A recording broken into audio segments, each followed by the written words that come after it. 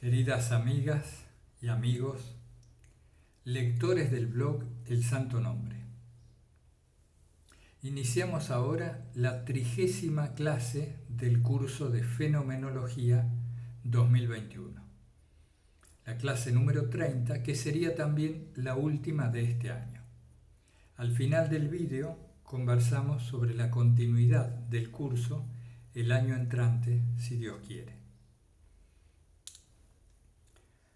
Hoy tenemos varios temas, pero el principal de ellos es lo que hemos llamado el problema humano o el problema del ser humano. Ustedes van a ver que siempre, cada 5, 6, 10 vídeos, estamos tratando de sintetizar, de resumir, de simplificar.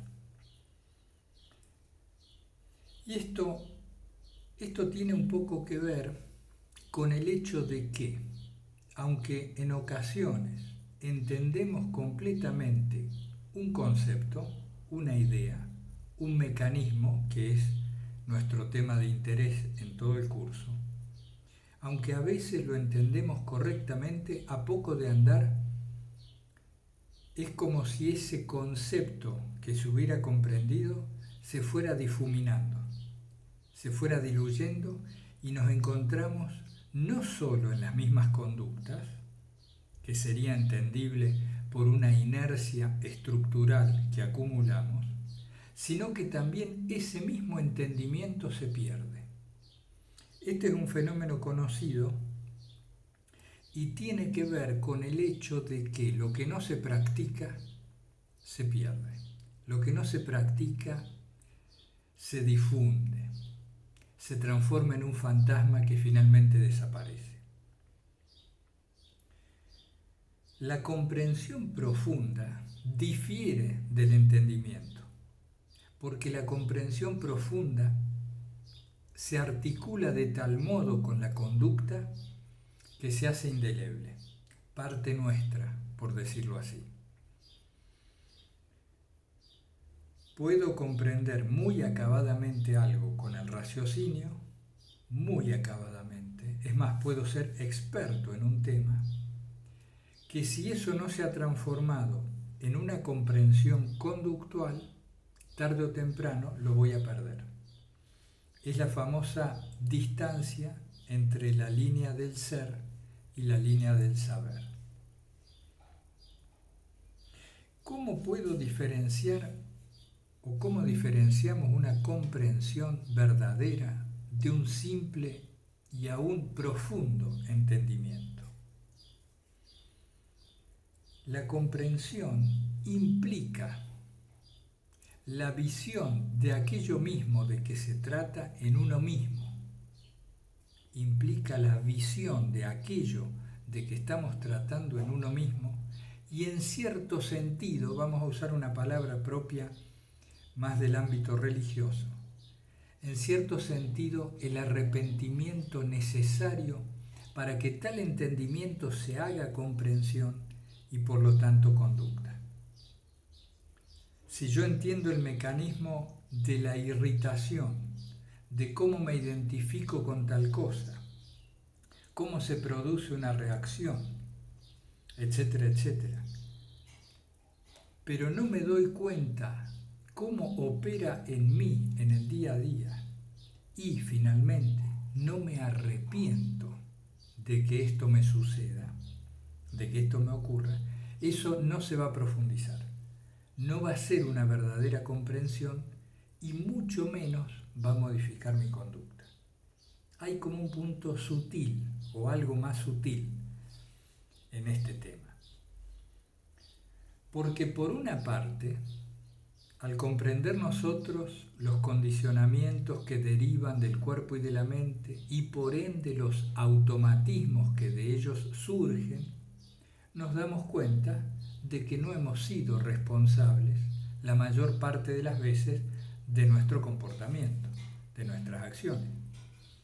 No hemos sido responsables porque no nos dábamos cuenta de cuán manejados estábamos por estos mecanismos, por estos resortes internos. Pero a la vez, uno puede advertir que muy en el fondo de uno mismo, allá en una especie de copresencia muy suave en la conciencia, en algún punto nos dábamos cuenta de que hacíamos mal. Aún condicionados por los automatismos, nunca se nos iba del todo una conciencia de que estábamos mal orientados, mal actuando. Es como si fuera un darse cuenta retrospectivo o retroactivo. Vuelvo, merced a la memoria, a llevar mi atención a aquellos sucesos desgraciados, por ejemplo, donde actué con cólera, con irritación y del todo automáticamente. Vuelvo a llevar mi atención allí y caigo en cuenta que había algo en mí que estaba testificando aquello. Aún cuando in situ, en ese preciso instante, podemos decir que no éramos responsables porque no nos dábamos verdaderamente cuenta. Es como si hubiera dos planos. El plano del día a día y una especie de testigo de fondo permanente e inalterable que siempre va sabiendo lo que pasa.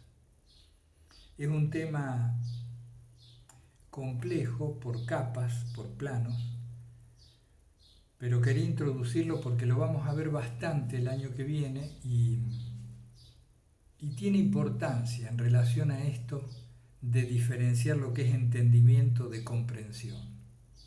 El entendimiento es el concepto racional acabadamente entrelazado con el resto de los contenidos mentales que no logra bajar a conducta y por lo tanto se pierde. La comprensión implica lo anterior, pero también requiere de un cierto darse cuenta, entre comillas lo digo, doloroso de nuestro propio automatismo, un cierto arrepentimiento, que es lo que permite que la comprensión descienda a la acción, a la conducta. Cuando la comprensión desciende a la conducta unas cuantas veces, ahí se genera una nueva inercia y es lo que habitualmente se dice se transforma en segunda naturaleza o en hábito, el hábito del bien. En fenomenología diríamos el hábito de la no reacción o del actuar consciente. Bueno, después de esa especie de preámbulo, decíamos que queremos tratar el tema del problema humano en general, buscando sintetizar, resumir, una vez más, por esto mismo que decimos, porque muchas veces hay entendimiento y no comprensión. En mi caso personal me ha pasado, al recibir la misma información que estoy tratando de transmitirles,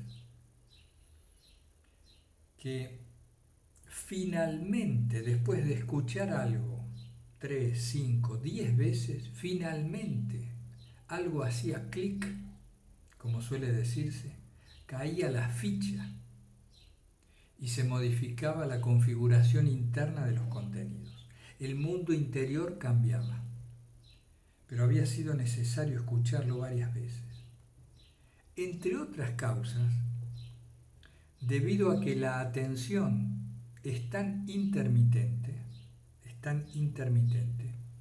que de un discurso de una hora no tengamos duda que realmente escuchamos 15, 20, 25 minutos cuanto mucho, porque hay un permanente oscilar de la atención, entre otros estímulos externos, entre divagaciones asociativas que el discurso va provocando y por lo tanto el pensamiento se dirige allí, la atención, se dirige allí y deja de escuchar el discurso. Y así, de esta manera, realmente con conciencia escuchamos poco de lo que presuntamente escuchamos. De ahí la necesidad de repetir, de enfatizar conceptos y de volver sobre ellos una y otra vez intentando abordarlo desde distintos puntos.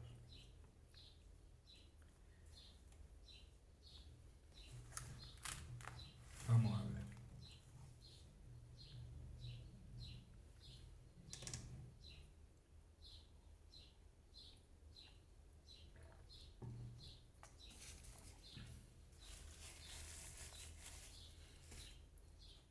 Si yo soy propietario de un campo, tengo un campo de mi propiedad y está ocupado, está invadido por ciertas personas, por otras personas a las que no conozco. Ellas se encargan de sembrar, de cosechar, de vender lo cosechado. Tienen animales a los cuales hacen pastar, luego los faenan y los venden. Han hecho diversas construcciones en las cuales viven en el campo. Sin embargo, el campo es de mi propiedad. Yo tengo la escritura, el título de propiedad. Cuando me dirijo a las inmediaciones, voy a un pueblito ahí cerca del campo y cuento que yo soy el propietario, nadie me cree. ¿Ah, sí? ¿Y usted le alquila a esta gente? No, esta gente me ha invadido.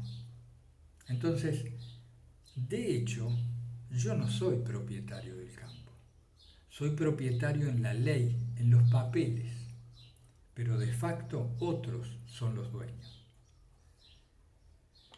Esta es una situación X, perfecto.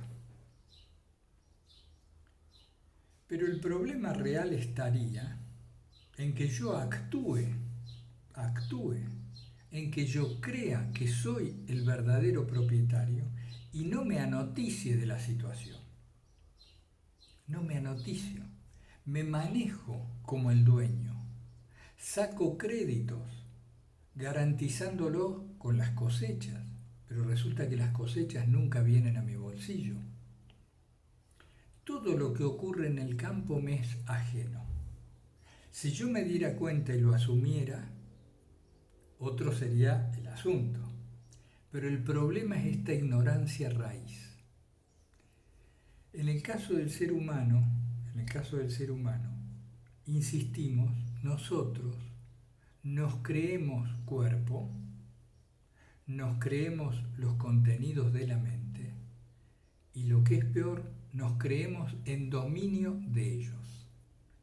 He ahí lo que consideramos una de las raíces o la raíz fundamental de la problemática humana actual. Diríamos desde que tenemos noticias históricas, pero actualmente sin duda. Nos creemos dueños de cosas que en realidad no nos pertenecen. Y no solo eso, sino que nos identificamos a tal punto con ellas como para afirmar y creer que somos eso mismo.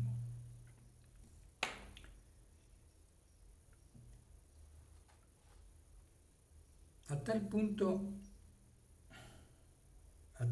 esto es así, que aunque esto lo podemos comprender o entender reiteradas veces, cuando volvemos a nuestro cotidiano seguimos en las mismas.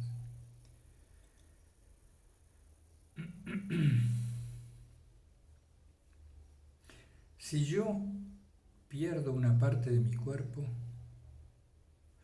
sigo sintiéndome el mismo.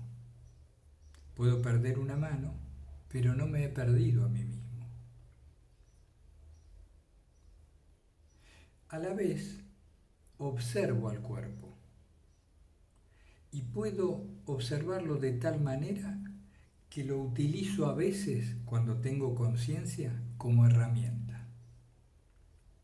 ¿Por qué afirmamos ser el cuerpo cuando esto es apenas, a lo sumo, una parte de nuestra existencia en el mundo? A lo sumo. Aunque la verificación empírica que podemos hacer si nos ponemos atentos es que es un útil de uso, una herramienta que tenemos a disposición para movernos en el mundo. Esto suele desconcertar e irritar mucho nuestra concepción habitual. más aún cuando desde nuestra educación religiosa o desde nuestra teología dogmática, etcétera, se nos ha brindado una visión del cuerpo diferente. Pero los padres antiguos, e incluso San Pablo, y los monjes esicastas de los primeros siglos, nos cuentan con lujo de detalles cómo ellos distinguían las funciones y aquello que articula las funciones, esto es el cuerpo y la mente, como algo que podían observar y al observarlo distinguirlo de aquel que observa. Una cosa es el que observa y otra cosa es lo observado. Todo aquello que observo no soy yo. Todo aquello que observo no soy yo. Es una función, es un objeto de mi percepción. Y esta verdad evidente, digamos, cuando uno lo piensa un poco, dice, sí, es evidente. Sin embargo, no entra en nosotros, no se asimila, porque toda la cultura, toda la educación y todo el trato, las relaciones personales que hemos mantenido desde que éramos pequeños, nos han dicho otra cosa. Y también podemos verificar esto dándonos cuenta que ni siquiera manejamos dichas funciones. No solo que nos creemos lo que no somos, sino que tampoco manejamos eso que creemos ser.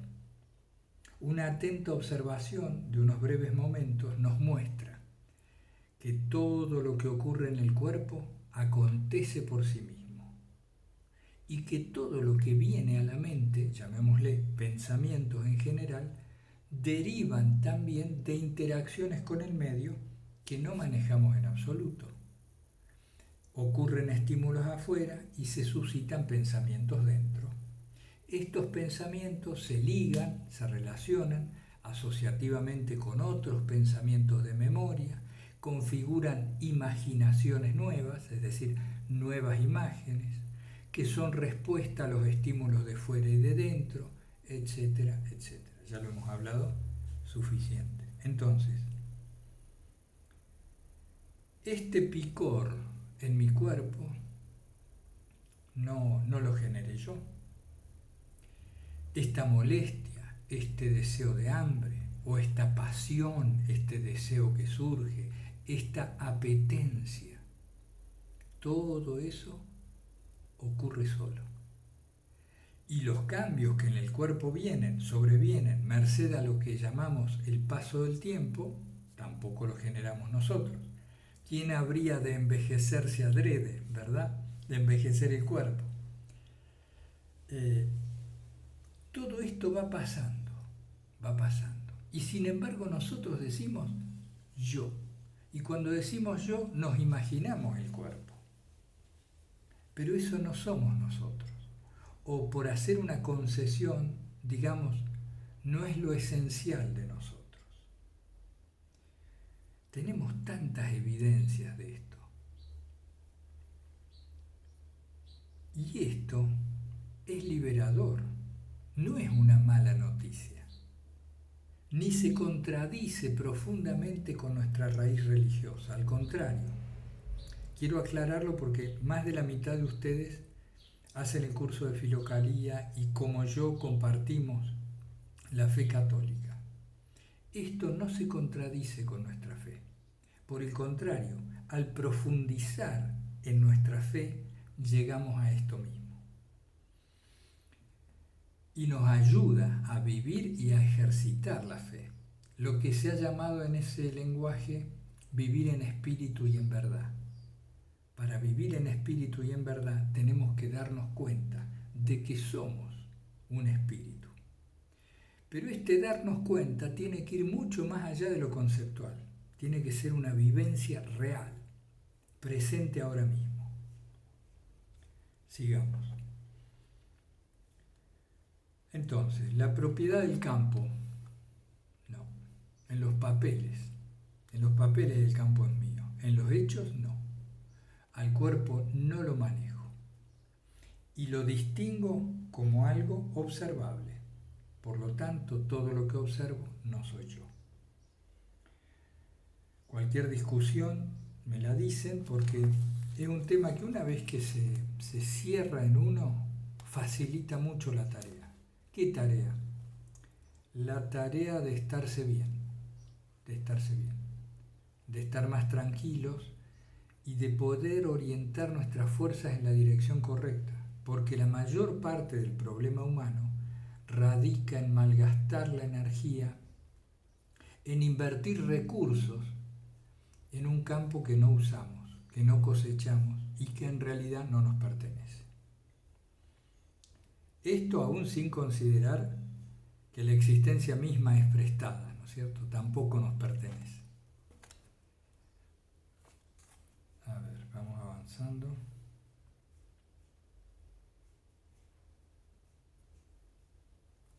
Otro ejemplo que se ha usado históricamente es el de el preso que no se da cuenta que está en la cárcel. Entonces, un preso que ignora su celda, su esclavitud, puede que dedique toda su estancia, toda su vida, a embellecer la celda, lo que se ha llamado la jaula de oro. Entonces, gasto años de mi vida en mejorar la butaca donde me siento, el lavatorio, pinto de oro las rejas y no me doy cuenta que estoy preso. Y si no me doy cuenta que estoy preso, ¿cómo puedo, aunque sea esbozar un plan de liberación? En el tema de la mente, es más difícil todavía, más difícil todavía. Hay algo en nosotros que se resiste, les diría, tenazmente y de modo empírico se resiste a asumir que los pensamientos no son generados voluntariamente por mí. Esto es revolucionario, nos transforma por entero la práctica ascética, la vida espiritual y la conducta en el cotidiano. Si no solo lo aceptamos, si nos damos cuenta de que es así. Y este darse cuenta tiene que ir a la raíz. Todo lo que va sucediendo en el medio, el auto que pasa, el árbol, el viento, la lluvia, todo esto que va sucediendo va produciendo reacciones en el organismo del cuerpo y de la mente. Una parte de esas reacciones se llaman pensamiento. Por vías asociativas, como dijimos, de contigüidad, contraste, similitud, etc., se van generando respuestas dentro.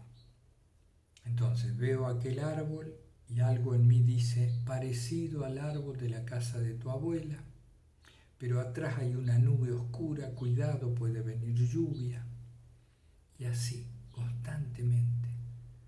Un laberinto, una nube, como si fuera una nube de mosquitos o de moscas, de pensamientos secundarios, terciarios, cuaternarios, referidos y derivados del estímulo inicial. Un murmullo constante. ¿Cómo encontrar coherencia en nuestra vida? Si a ese murmullo, a ese enjambre de mosquitos, le llamamos lo que yo pienso, lo que yo creo, lo que yo quiero. Es imposible. ¿Cómo vamos a encontrar coherencia ante nosotros mismos? De ahí el desconcierto en grandes momentos de nuestra vida. Cuando decíamos, pero, se dice, ¿qué es esto? Una esquizofrenia, ¿no? En el lenguaje vulgar, cuando hay una conducta dividida. No solo esquizofrenia, legión. Hay una legión de personalidades porque derivan de los estímulos del medio y de los estímulos del intracuerpo.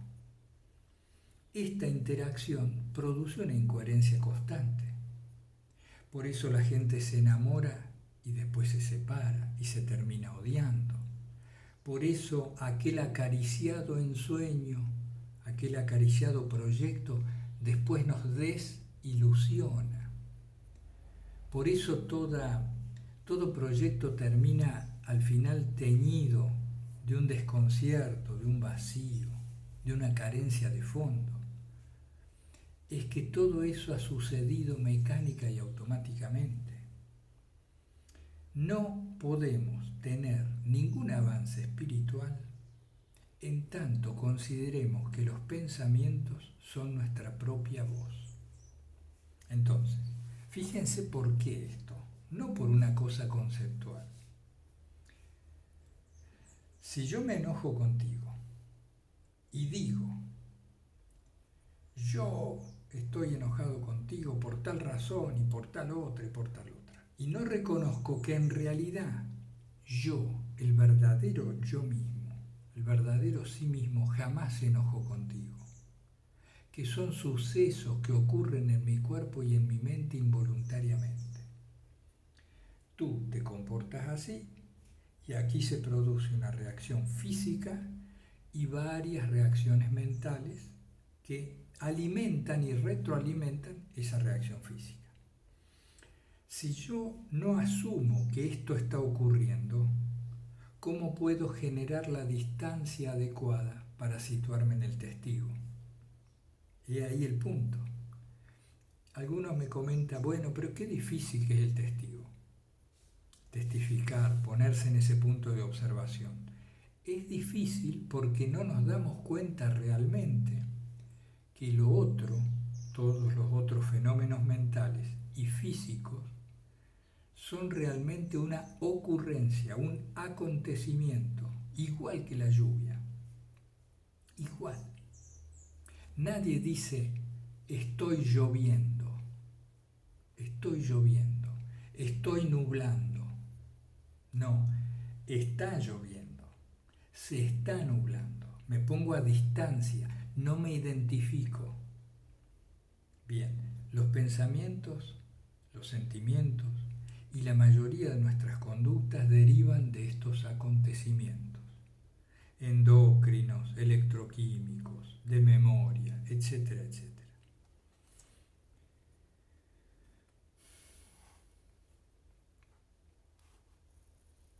Porque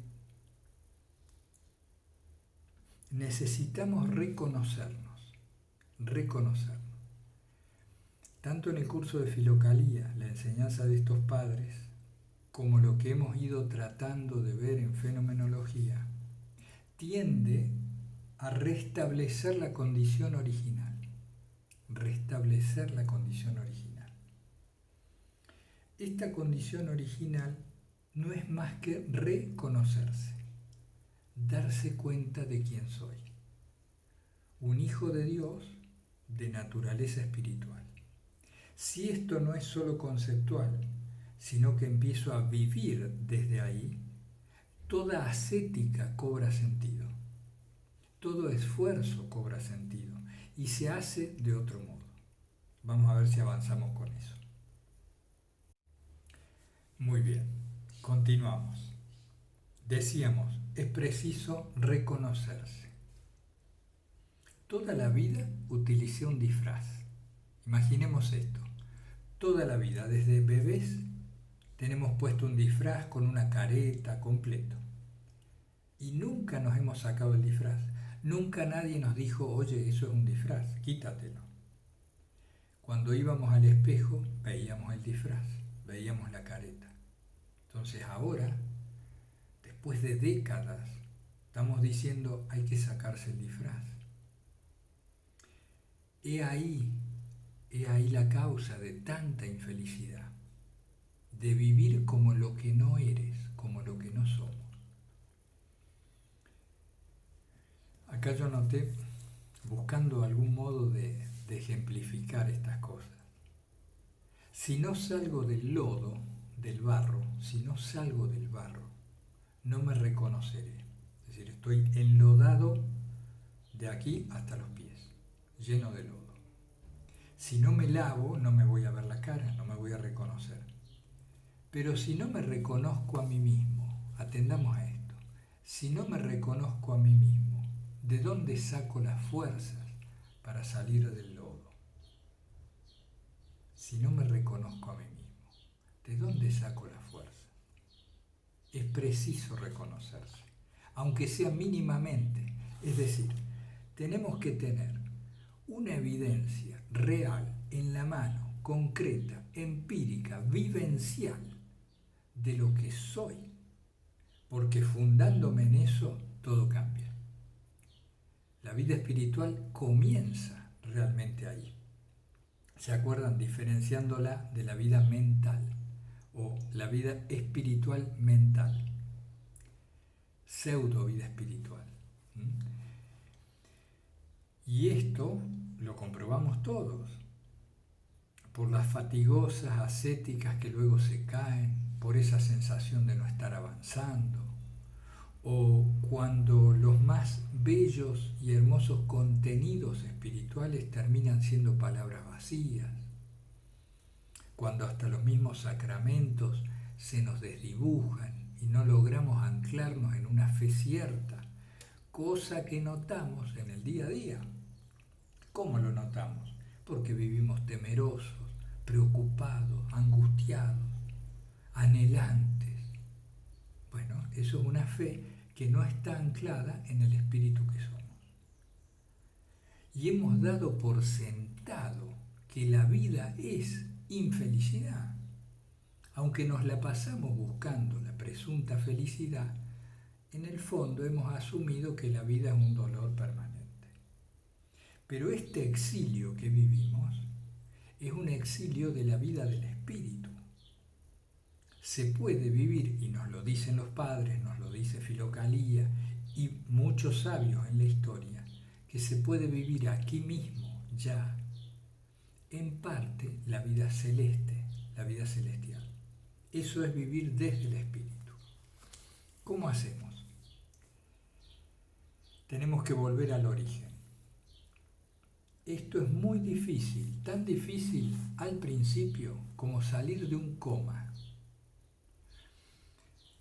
Habrán visto en las películas, ¿no?, lo que es salir de un coma. Años en coma la persona, años. Un buen día se despierta. Pero ahí viene lo difícil. Asumir que ha estado muchos años en coma y rehabilitar el cuerpo. ¿Y por qué decimos coma? Un coma espiritual. Por esto de la divagación constante y por esto de haber sido esclavizados a tal punto por las apetencias corporales, maquinales, a tal punto he sido esclavizado que ahora me parece insufrible vivir de otro modo. ¿Cómo voy a vivir sin esta comodidad que tengo? ¿Cómo voy a vivir sin el dulce aquel? Y entonces no voy a poder ver más estos 5 videos que me veo por día, ni leer estos 3 libros que leo por semana, ni salir a comprar. Es decir, cualquier tipo de planteo en dirección opuesta a los automatismos de cuerpo y mente se nos presenta como un desierto horrible. Entonces, por eso decíamos recién, ¿cómo se sale del lodo si no me reconozco de dónde saco las fuerzas? Y hace falta inicialmente un acto de confianza. Tengo que confiar o en un autor o en alguien al principio que te dice, mirá, si vas por acá es más fácil. Si haces esto, pasa esto. Si haces esto, pasa esto. Y hay que ir probando, verificarlo en uno mismo. Pero algún acto que implique una mínima confianza inicial hace falta. Salir del coma, bueno, ustedes vieron eso. Esto es, como decíamos en algún otro vídeo, hasta que se desentumecen los miembros. Al principio es doloroso. El desafío, anoté yo aquí, es vivenciar el gozo de la libertad. vivenciar el gozo de la libertad. Cuando hay muestra de eso efectiva en uno, todo se allana. Que el cuerpo y la mente registren lo bueno de estar alineados. Enfatizo esto una vez más. El cuerpo y la mente viven una fatiga continua. Estas herramientas que están siendo muy mal usadas, porque ellas fueron diseñadas por el Creador para estar al servicio del espíritu. Como nosotros al espíritu lo tenemos guardado y dormido, y el cuerpo y la mente están al mando, están mal funcionando, y esto las afecta. Cuando el cuerpo y la mente descubren lo beneficioso que es para su propio estar, para su propio funcionar, alinearse a las órdenes del espíritu, ahí nos encontramos con un cuerpo que empieza a favorecer nuestra ascética espiritual y con una mente que se doblega, sumisa, paciente, calladita, a lo que le indica el espíritu. Viene todo más fluido. La gracia es como que fluyera, ¿no? Con mayor facilidad. ¿Qué nos permite reconocernos? ¿Qué nos permite reconocernos? El ejercicio de la atención. Sin la atención no hay evolución espiritual posible, no hay ascética que funcione, no hay escala al cielo. La escala de Juan Clímaco, que ayer hablaba con alguien. Esta escala no se produce sin atención.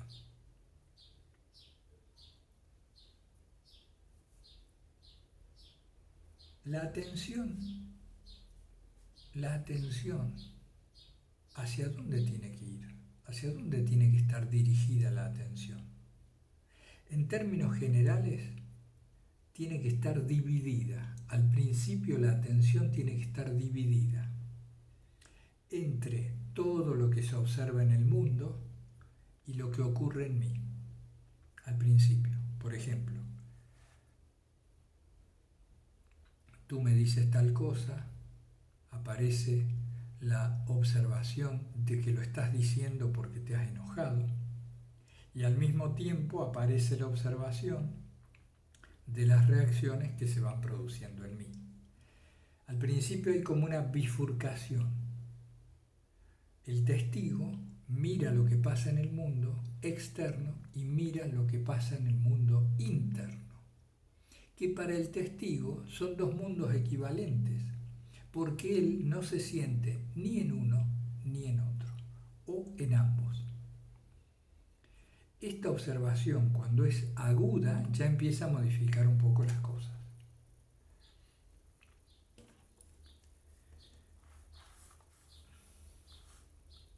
El ejercicio de la atención permite reconocerme. Yendo a lo práctico, ¿cómo hacemos? ¿Cómo hacemos? Ya lo hemos dicho, pero ¿cómo hacemos? La no reacción. La no reacción, amigas y amigos, la no reacción es la manifestación primera de la atención vigilante. La nepsis, la sobriedad, la atención vigilante, la custodia del corazón, en su manifestación cotidiana se llama no reacción. Poner la otra mejilla, entregar el manto. En tanto los automatismos nos gobiernen, no puede crecer la atención.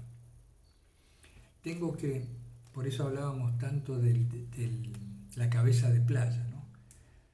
Tengo que hacerme fuerte en un punto y desde ahí ampliar. Por eso, lo traigo a colación,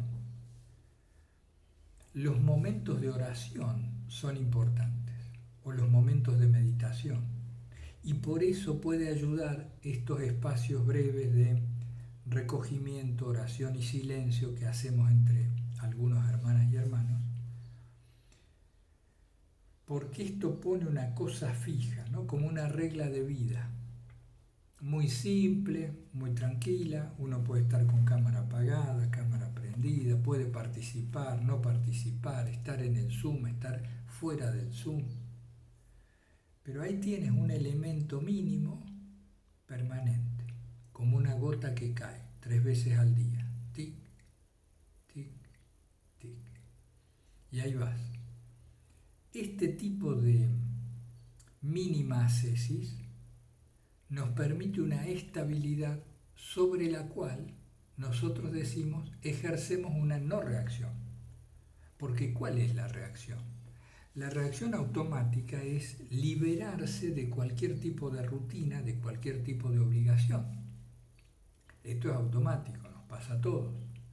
No quiero ninguna cosa que a mí me ate. Bueno, en realidad ahí está hablando el cuerpo y está hablando la mente. El cuerpo quiere tener un espacio libre para sus apetencias, lo cual es esclavitud para el espíritu que somos. Y la mente quiere tener espacio libre para sus divagaciones, lo cual es esclavitud para el espíritu que somos. Pero tan confundidos estamos que decimos, yo quiero hacer lo que quiero, cada día y a cada hora. Ningún problema, pero el problema es que no eres tú el que decide, es el cuerpo y la mente. Por eso es tan contradictoria tu conducta, nuestra conducta. Por eso pensamos una cosa en una hora y otra cosa en la otra hora. Y nuestros mejores propósitos van mutando de continuo al son de los cambios en el medio o de los cambios endocrinos o de lo que nos dice quien vive con nosotros, etcétera, etcétera.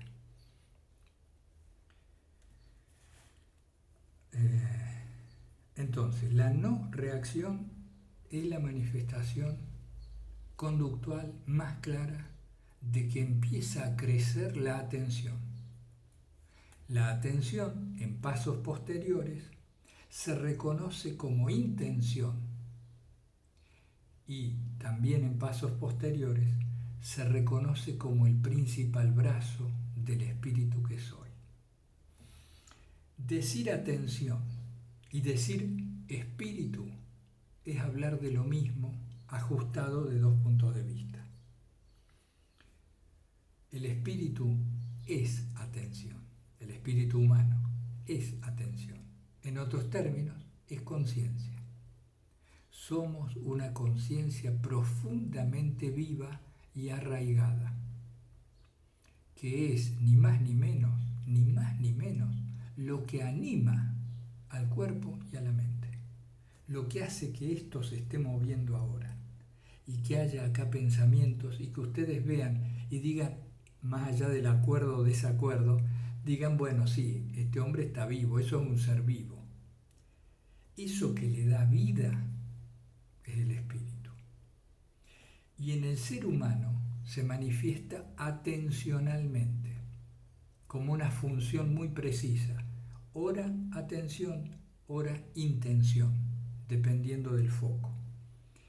Porque el ser humano, el cuerpo y la mente, son herramientas que permiten la presencia de la atención. El cuerpo y la mente son herramientas, ámbitos propicios para que la atención se manifieste allí.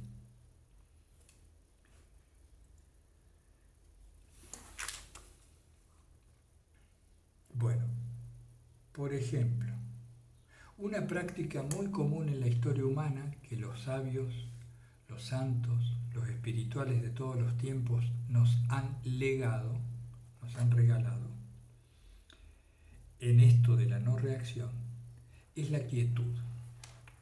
Es la quietud. Si practicamos diferentes formas de quietud, tengamos por seguro que estamos no reaccionando y por lo tanto fortaleciendo el espíritu.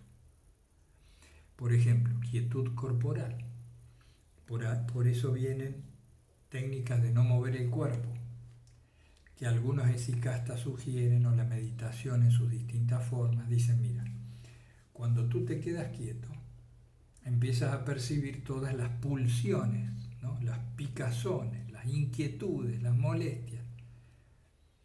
En tanto ignores estos ímpetus hacia el movimiento, en tanto reduzcas la dinámica del cuerpo, estás fortaleciendo la atención. Al principio esto es forzado, requiere fuerza, después se hace hábito.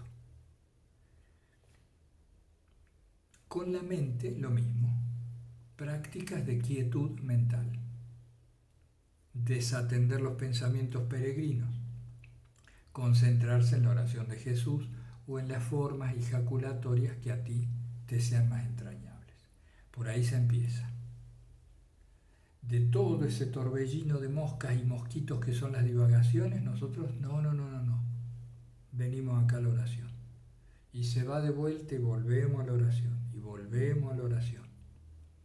Cuando a esto se le suma la devoción, por supuesto, trasciende lo técnico y se produce una conexión de otro plano con lo que llamamos la gracia. Pero abocándonos y restringiéndonos a este plano, la concentración mental en un pensamiento único, esto es, la oración, da paso, posteriormente, al silencio de la mente. Pero no se puede saltear esto, es difícil, tiene que ser una obra realmente de la gracia notable para que uno pase de la divagación al silencio mental. Porque me pongo recto, me quedo quieto y no sé, estoy media hora mirando la pared. Hace falta ir concentrando. Y la oración, la práctica de la oración monológica, la oración de Jesús y otras variantes son muy útiles como antesala al silencio, que después lleva a la contemplación. Entonces, no mover el cuerpo, desatender los movimientos de la mente y concentrarlos en un solo punto, son dos prácticas no reactivas de primer orden. Por eso, los momentos de oración que estamos haciendo, de silencio, recogimiento y oración, son una buena posibilidad, un buen ámbito. Más allá, o ustedes practíquenlo donde quieran, en el grupo que estén, en donde sea. Pero ¿se acuerdan que venimos de esos 30 días de ejercicios? Donde decíamos tenemos que tener un propósito vital y tenemos que tener una mínima regla de vida. Bueno, estas 3 oraciones son una especie de pequeña regla de vida que nos puede ayudar a afincarnos en una no reacción atenta que nos lleve a un fortalecimiento del espíritu.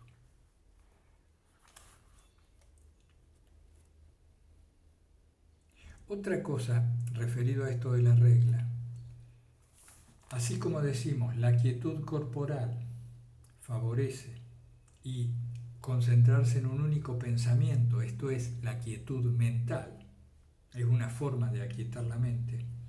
También hay una cuestión importante que es no mover los planes, quietud de los planes, quietud de propósito, es decir, firmeza en el sentido, en el propósito, en aquella meta que estando en el futuro tiene que concretarse ahora, como siempre decimos. Algo tiene que haber en el ahora de eso que pretendo a futuro. Pero para no irnos de tema, la firmeza en un plan trazado, eso ayuda muchísimo a fortalecer la intención, que es atención y que fortalece el espíritu. Así que ahí tenemos quietud corporal, quietud mental, quietud de propósito o de dirección. Y finalmente, en este tema de la no reacción, hay algo que puede englobar todo lo anterior, todo esto que estamos diciendo, lo engloba todo. Y es de práctica continuada, la actitud desde la cual vivo. Esa actitud, en un lenguaje podemos decir simplemente una actitud positiva. Como nos gusta más, diríamos, en una actitud que busca permanentemente la presencia de Dios. O dicho de otro modo, vivir en una actitud favorable y entregada a la divina providencia. Otras palabras para decir lo mismo. instalarme, anclarme en un modo de ser y estar en el mundo que personalmente considere favorable al desarrollo espiritual. Cada uno sabe por dónde le ajusta. Si el cuerpo y la mente de uno han sido habitualmente muy activos, seguramente esta actitud que hay que encontrar tiene que ser más tranquila. Y a la inversa, si uno ha sido muy pasivo, muy melancólico, muy quedado, requerirá esta actitud de mayor dinámica, de mayor sinergia.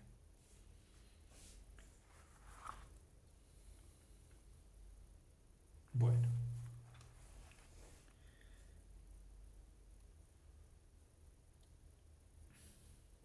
el sentido de la ascética es fortalecer y poner al mando el espíritu que soy. Ha habido una discusión históricamente. Bueno, pero es necesaria una ascética porque el esfuerzo, porque se cree que es voluntarista, porque todo depende de la gracia, pero entonces, ¿no? Y se arman todas esas discusiones. Es que depende el momento de la persona, depende el momento de nuestro caminar hacia lo profundo del alma, del ser.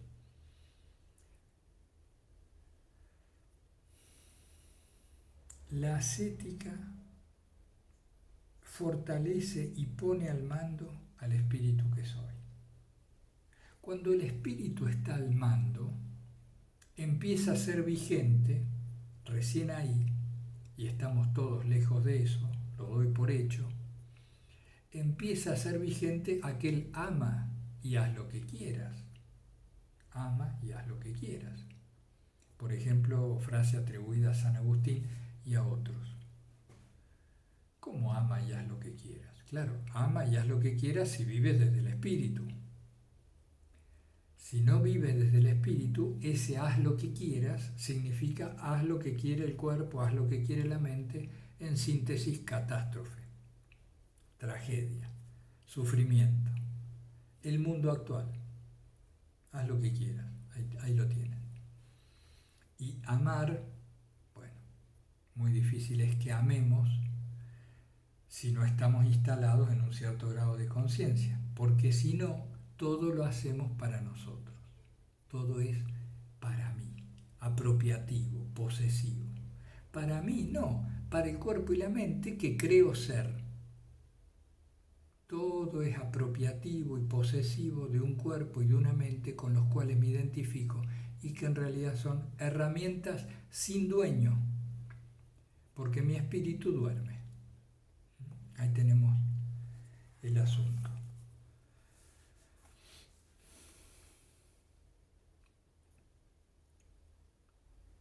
Bueno, hay un tema acá con el esfuerzo, no me quiero olvidar de esto otro. A ver, interrumpo acá.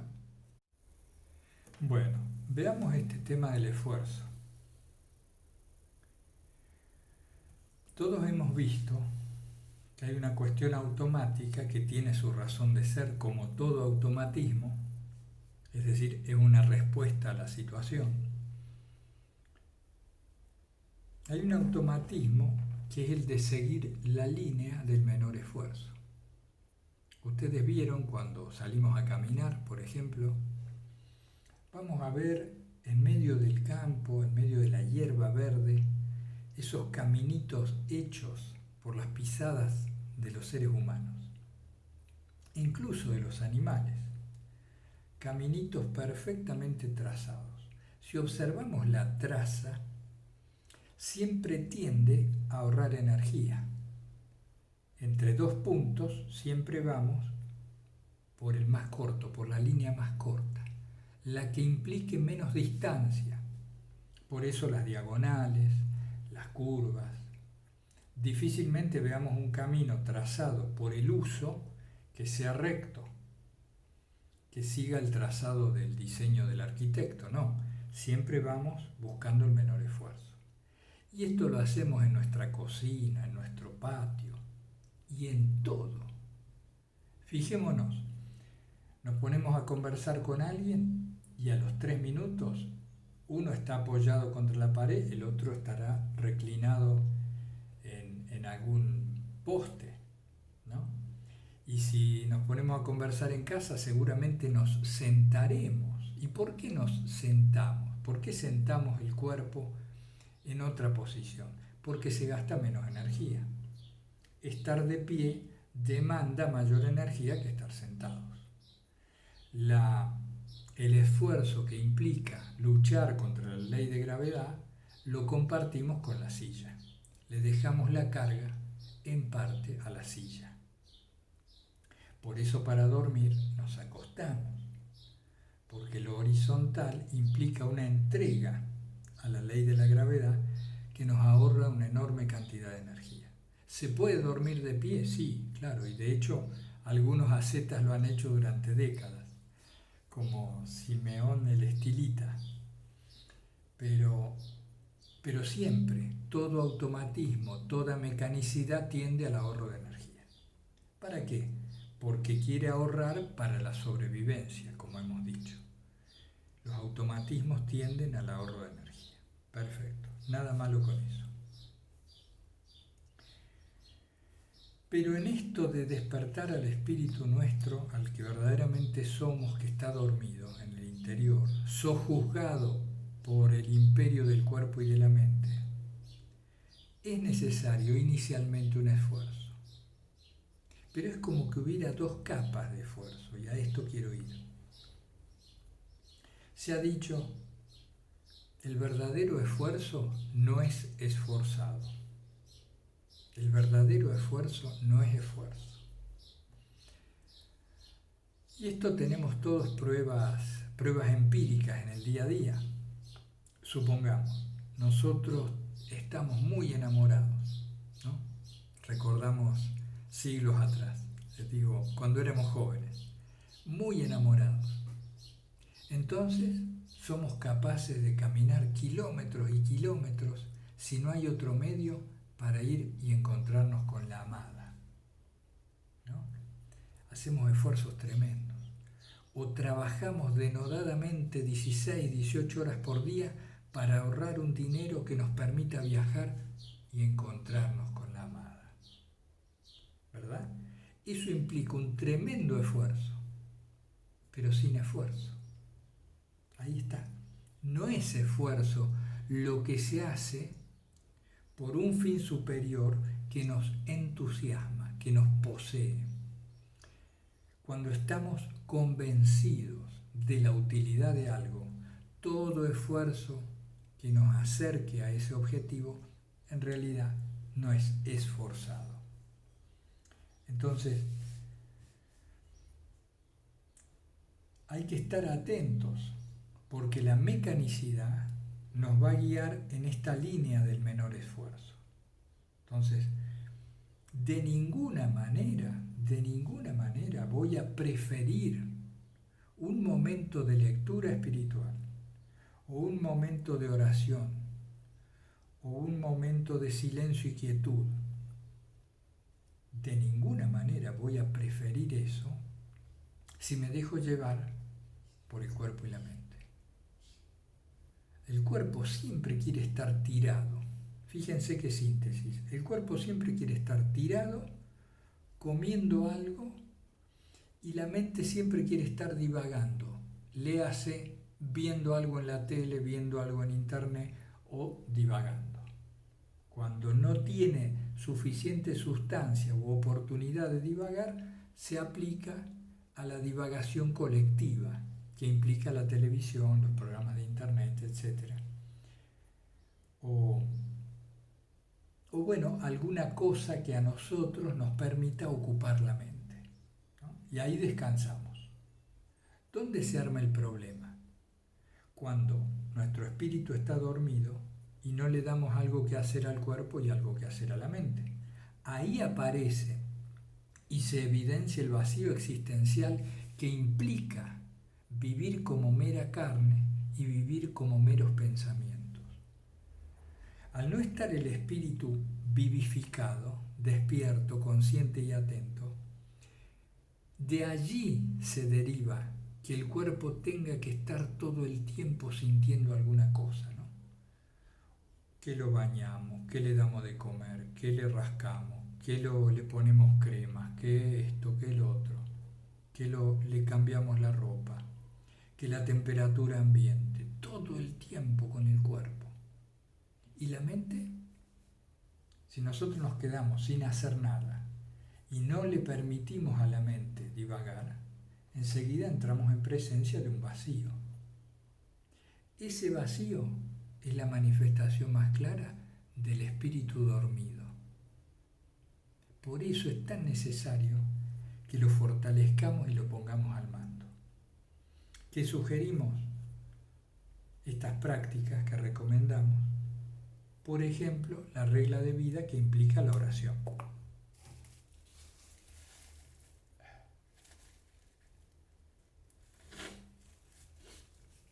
Disculpen. Entonces, el esfuerzo con sentido, el esfuerzo con significado, no es verdadero esfuerzo, es un gusto. Por eso es importante comprender el sentido de las ascéticas. Ya Viktor Frankl, en su libro El hombre en busca de sentido, explicaba, simplificando mucho su mensaje, que lo que el ser humano necesita es un para qué. Habiendo un para qué claro, somos capaces de grandes cosas. Si nosotros comprendemos la situación en la que estamos viviendo, esta situación cuasi onírica de permanente divagación y distracción, ajenos a nuestra profundidad y de total esclavitud de las apetencias corporales, si comprendemos esto, nos va a agarrar una especie de pasión por el despertar del espíritu, por empezar a vivir en espíritu y en verdad, por seguir la enseñanza evangélica, por ejemplo, para lo cual necesitamos mucha atención. En síntesis, no reaccionar. ¿De cuántas formas diferentes puedo no reaccionar?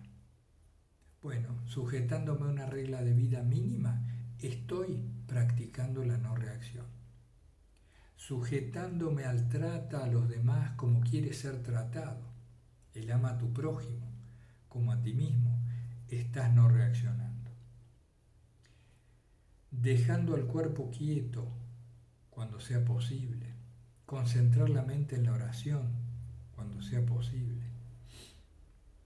Todo eso nos va fortaleciendo el espíritu. Es lo único que necesitamos hacer de veras. Si hacemos eso, la gracia empieza a fluir, por decir así, en nuestras venas y empezamos a darnos cuenta ya iluminados por cierta claridad, por cierta lucidez de por dónde tenemos que andar, qué tenemos que hacer, cuál es nuestro talento, cómo desarrollar la vocación. Pero primero hay que salir del barro. Hay que reconocerse, quitarse el disfraz. Bueno, como es la última del año, me extiendo un poco, alguna excusa hay que poner.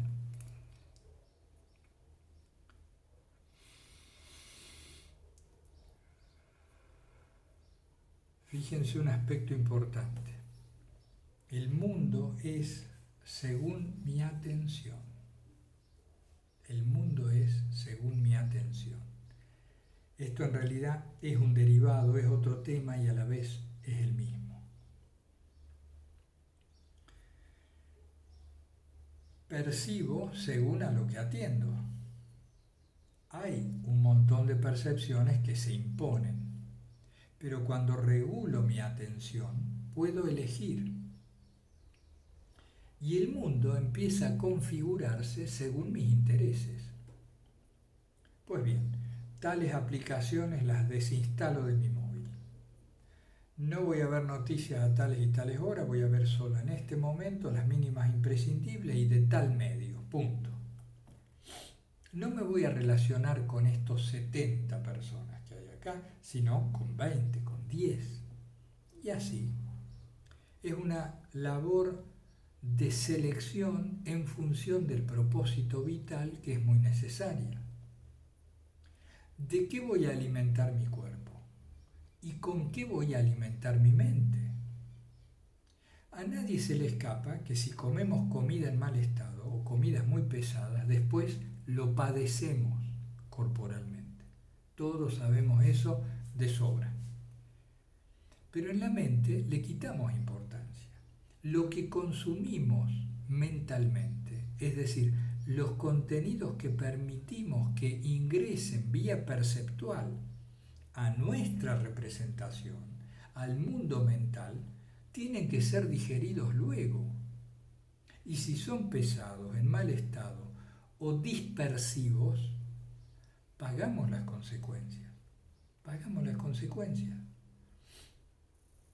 Es lógico que después nos cueste hacer oración, no puedo ni leer un libro porque no me puedo concentrar, sueño con tales cosas. Fíjense, por esto de la similitud, la contigüidad y el contraste, mediante el cual, mediante estos mecanismos, se ligan unos pensamientos con otros, unas imágenes con otras, debido a esto es que es tan importante aquello que le metemos a la mente o que permitimos que ingrese a la mente, porque se relacionan como en espejo, percepción y representación. Es fundamental. Por eso, toda ascética que tienda al descubrimiento de lo que es el espíritu en uno, al fortalecimiento de este espíritu y al desarrollo y elevación del mismo, toda ascética que pretenda ello, debe ser muy sobria y vigilante de los contenidos que permitimos ingresen al campo mental. Para ello, simplificar al máximo. No puede ser que estemos pendientes de 15, 20, 30 canales en YouTube y que cada nueva producción llegue a nosotros y nosotros la miremos. No puede ser que cada semana compremos libros. Y esto en cierta temática, imaginen en otras. Cuando digo no puede ser, quiero decir no es útil, nos dispersa. No vamos a encontrar lo que buscamos si no dejamos de buscar. No vamos a encontrar lo que buscamos si no dejamos de buscar. Es decir, en realidad hay que modificar el punto en el cual se busca.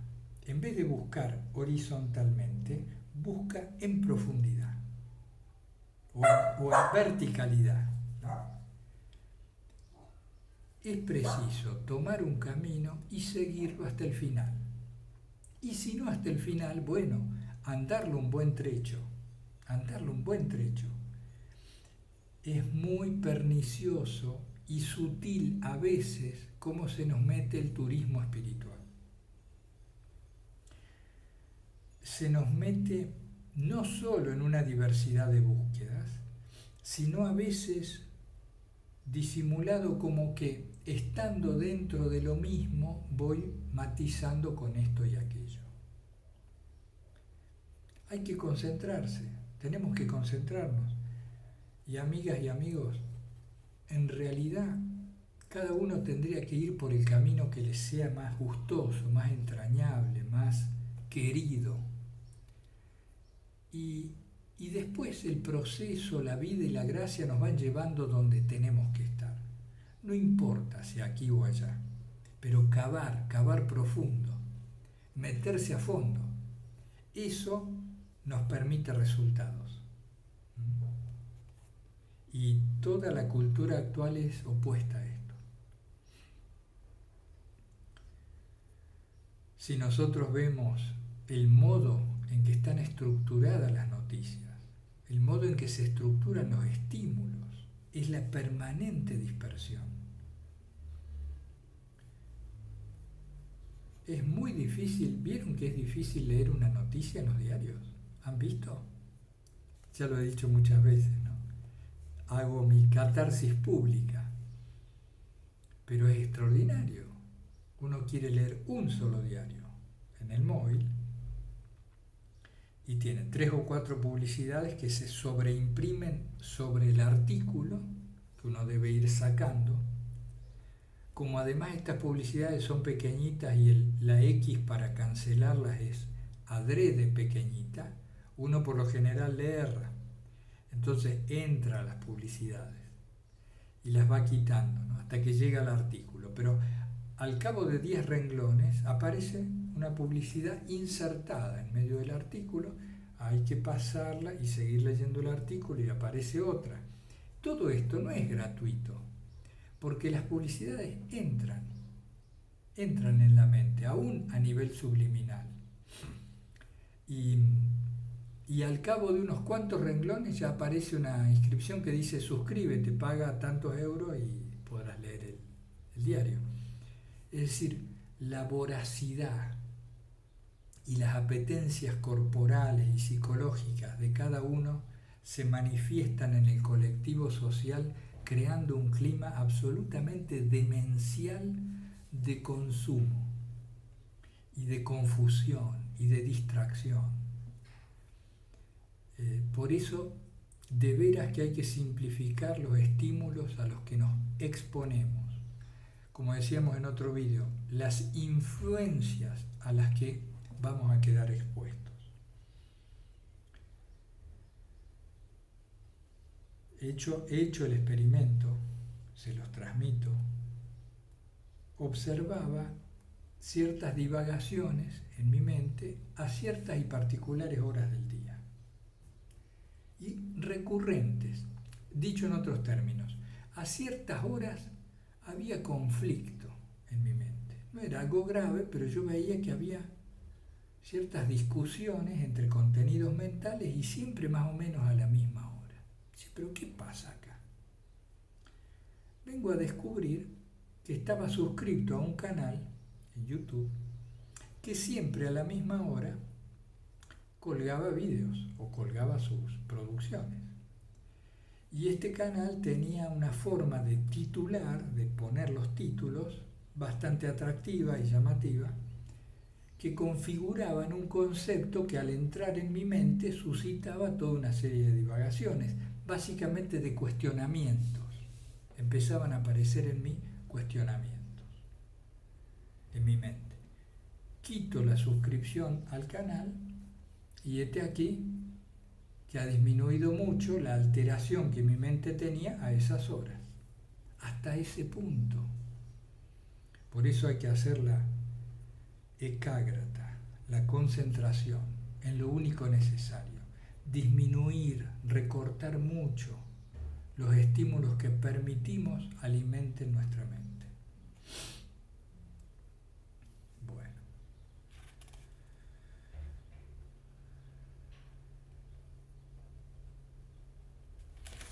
Yo creo que no vale más abundar. Hay otras preguntas, pero bueno, las vamos a ir viendo de a poco.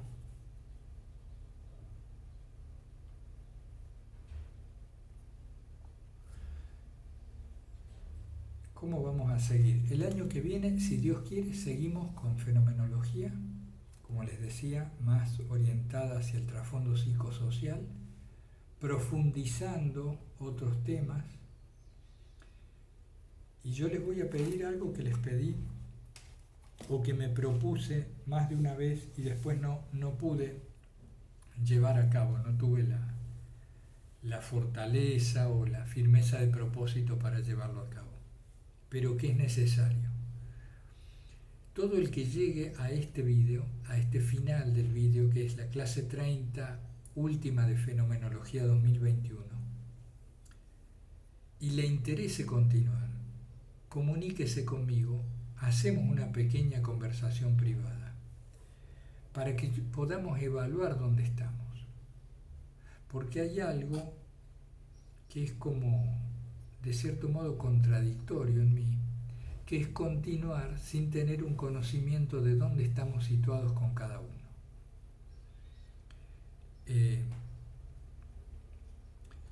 He pensado que el curso de fenomenología del año próximo, si Dios quiere, lo vamos a ir abriendo según esto que les digo. es libre, es gratuito, todo como hasta ahora. Pero quien llegue a este punto, comuníquese, permítame hacerles algunas preguntas. Yo me puse el objetivo de enviarles un cuestionario, ¿se acuerdan? Hace 2 o 3 clases. No me ha sido posible hacerlo, porque estoy un poco a ciegas con la mayoría de ustedes. No sé qué se comprende, qué no se comprende, si por dónde seguir, si avanzo en balde o no avanzo, porque hay un mínimo número de entre ustedes que se comunican, pero es un número mínimo en relación al número de visualizaciones que tienen los vídeos. Entonces simplemente les planteo eso, nada pesado, nada de largo aliento, simplemente el que llegue hasta aquí, hasta esta parte final, y se interesa en el curso del año entrante, comuníquese conmigo por WhatsApp. Agendamos, seguramente será en diciembre, enero y parte de febrero, agendamos un mínimo encuentro, nos ponemos en contacto y yo puedo seguir el curso el año entrante conociendo quienes están conmigo en el aula, por decir así, más allá de visualizaciones que pudiera haber en el futuro. Bueno, amigas y amigos, ha sido bueno. Cuando surgió la idea de fenomenología, habiendo empezado ya unas cuantas clases de filocalía, teníamos dudas, pero creo que ha sido bueno, incluso por comentarios de algunos de ustedes, abordar también las cosas desde este ángulo. Ya saben, cualquier duda, consulta o cuestión me la plantean, que para eso estamos. Vamos a tener, si Dios quiere, retiros en enero, están invitados. Aunque son en el marco religioso, también algunos de ustedes que no participan de nuestra misma fe podrían hacer el retiro de modo presencial y virtual, porque son enfocados desde la fenomenología, como hicimos, por ejemplo, los 30 días de ejercicios días atrás. ¿Qué más? No, nada más por hoy.